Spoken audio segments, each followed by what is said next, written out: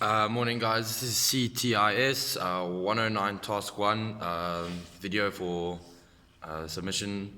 So the coaching one is coach to have fun. So the entire premise of this debate would be based on whether or not your coaching standards and how you coach is based around having fun. So as my experience as a coach, sorry, let me just move my camera. Experience as a coach is that coaching to compete is it's either a strong point because obviously most kids would like to win. No one prefers losing, but there is a point where you have to understand that as a coach, you need to build on a foundation of enjoying the sport. So kids that just start out in the sport, or they aren't playing at the A level or higher levels, depending on the school, team system, and the coach. The whole basis of it is that kids need to have fun at sport. This is probably the foundation of all sports, and kids that have progressed into professional levels, or in my standard, I've played at the highest level that I could play at hockey. But it all starts from having fun and enjoying the sport. So on this discussion, I have the 3 points here of my debate that I will be going through. I just want to have a brief thing. So my hockey team, we have a tournament next 2 weeks. I think it's the 1st of September at St. John's. And being a team that's not at that standard, or a school that's not at that standard, I can say, most of the basis of the tournament will be to grow and obviously have fun with it, as this is our first major festival we'll be playing. As at the skill level, we could compete against those top level schools, but on a realistic level, it would be very much of a struggle. So how you would set out your coaching is you'd obviously do the entire prep, tell the boys that you need to enjoy it, have fun, because a lot of the sports is very difficult because it's difficult competing against super level teams, but you need to encourage your team to realize that it is more of an honor and a privilege to compete against these schools, to have fun with that type of system. So the first point is that how would you ensure that the growth of skills development required for sport as well as cognitive development? Okay, so basically it's how you as a coach perceive your coaching things, okay? So to coach to have fun, you need to understand that certain kids are going to take responsibility or the urge to win at all costs. And as a coach, you still need to have that competitive drive. But also at my level, as I'm coaching at a primary school, you need to understand that these kids are still developing mentally and physically, and you can't demand the same effort that a 22-year-old would put into a training session. So you need to build a lot of exercises and have a lot of fun-oriented exercises. So with my group, I make a lot of jokes. For example, I would say I've seen squares roll faster than the ball you pass. Just small, meaningless jokes that the kids like really get into it, so that they really enjoy the practice. With the younger, so grade 1, 2s, and 3s, with that coaching process, the best way for them to grow and develop is that the drills that they do are fun based drills. So you got to understand that there's like little mini competitions between each other, things that aren't too difficult, but it's very easy to build on that with multiple skill types and areas by making it exciting, fun drill. So you would say bouncing the ball on your stick. You would say the person that can do 5 can go to the next round, and the kids really find that fun because now there's something to do. Or we have a game called Cops and Robbers, where 2 kids are the cops and the rest are the robbers, and they have to go and try and tackle the person and steal the hockey ball. That's a lot of fun for them because it's exciting mini games, and doing board analysis and training sessions that are more of a high level would obviously bore them to death, and they wouldn't really cope with that system. You need to build, because a lot of children, they like your sport because it's enjoyable, especially at a very young age. You go at a higher level, more fun. At the highest level, I say you never really have fun losing, so that's kind of things are based on. So a lot of the time, if you're playing good sport, well trained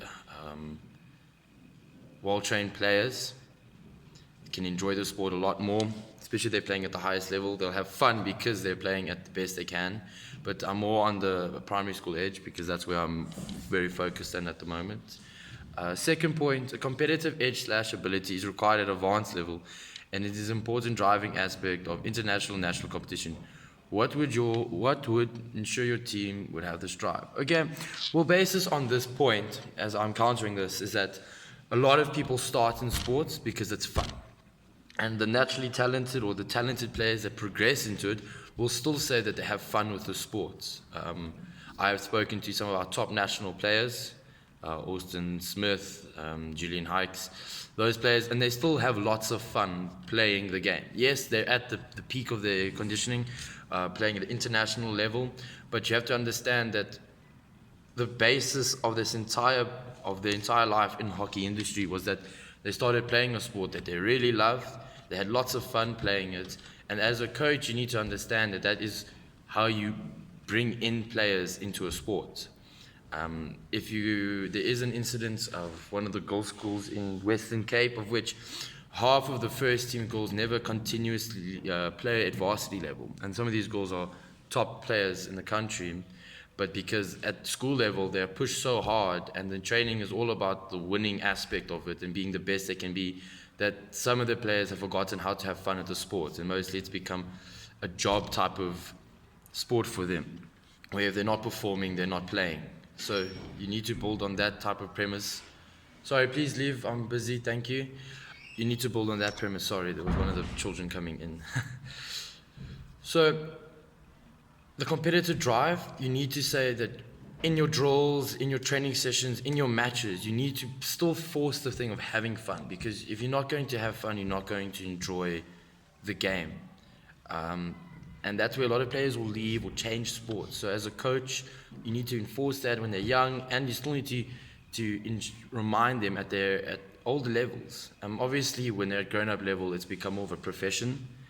But you know what they say is that if you love your job, you never work.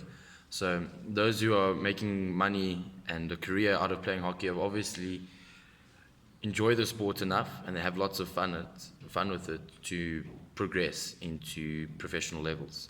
My third point is games require training prior to the event. Within the training session, a reconstruction of this environment is created.